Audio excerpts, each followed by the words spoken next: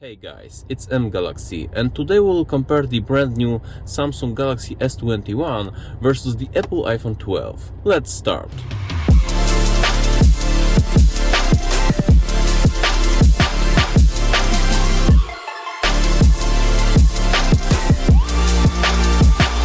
So both phones were set to 12 megapixel 4:3 aspect ratio, and the whole comparison was made in the auto mode. Without further ado, let's see which phone is better. I tell you, it's terrible weather over here, but fortunately I was able to spot some sun to make those shots. This picture really emphasizes that beautiful sunny winter scenery. Both came out looking great. Although I have to go with the Samsung. Looking at the sun area, the extra HDR strength is really on point here. Definitely a smaller difference over here. The Galaxy has that slight pop in the colors on the sun reflection, which gives it a tad nicer look. On the other hand, the iPhone's picture is a little brighter. To be fair, I think both are different, but equally good here. A similar story in the ultra-wide-angle mode. Both perform very closely, although if I had to choose, maybe I would lean towards the iPhone. I think it has slightly nicer colors, especially in the sky area.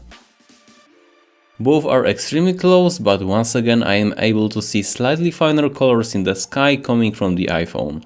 Over the years of comparisons, I've noticed the sky area is often the iPhone's strong advantage. However, unlike the Galaxy S20, at least with the first software version which I've tested last year, the S21 comes with super strong HDR, even stronger than in the iPhone. Taking a look at the trees, I can definitely notice that.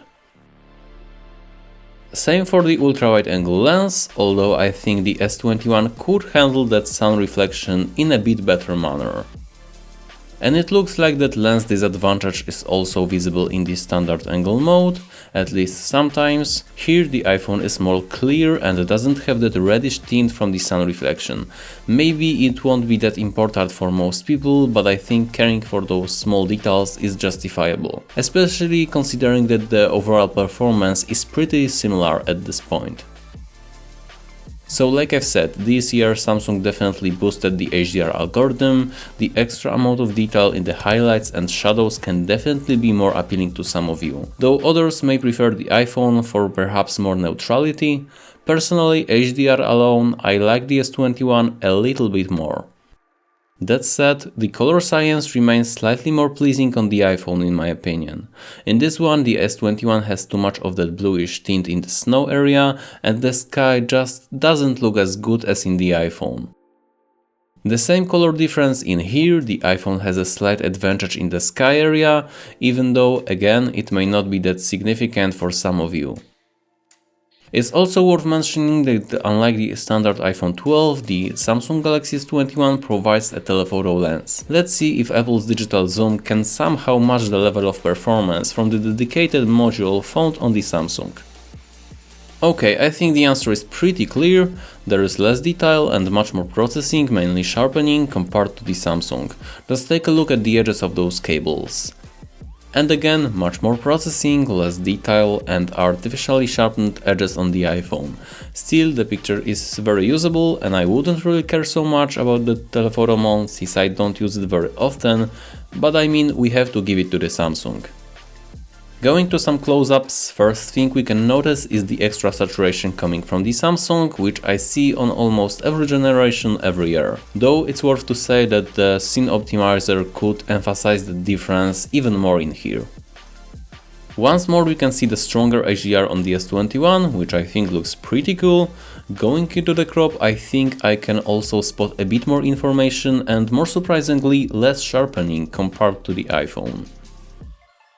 And let's zoom in here on this wood. Again, there are just subtle little details more easily visible in the S21's picture. Even though I am slightly nitpicking here because honestly both have a really good amount of detail, I just see tad more information in the Samsung. I am really satisfied with the result, which is really strange considering the performance of the Galaxy S21 I've tested last year, which had really bad optical distortion and etc. I guess Samsung really somehow fixed that. But I've noticed one thing I criticize in the S20 still present on the new model. Autofocus reliability. For example, here I wanted it to focus on the spine cone, as you can see, without a lag. It only happens sometimes, but I'm saying there is just a little room for improvement, since I never had such issues with the iPhone. When it comes to the video quality, the iPhone has some edge in terms of the dynamic range and overall colors in my opinion.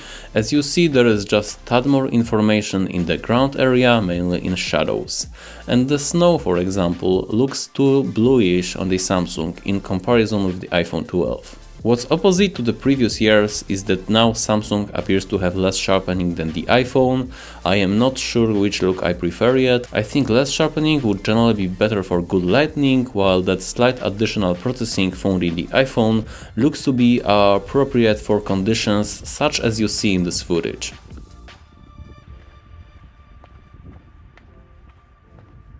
Stabilization looks to be about the same, if not a bit better on the Samsung. The S21, however, is indisputably more stable than the iPhone 12 in the ultra-wide angle mode. Really cool, it almost looks like the GoPro Hyper Smooth.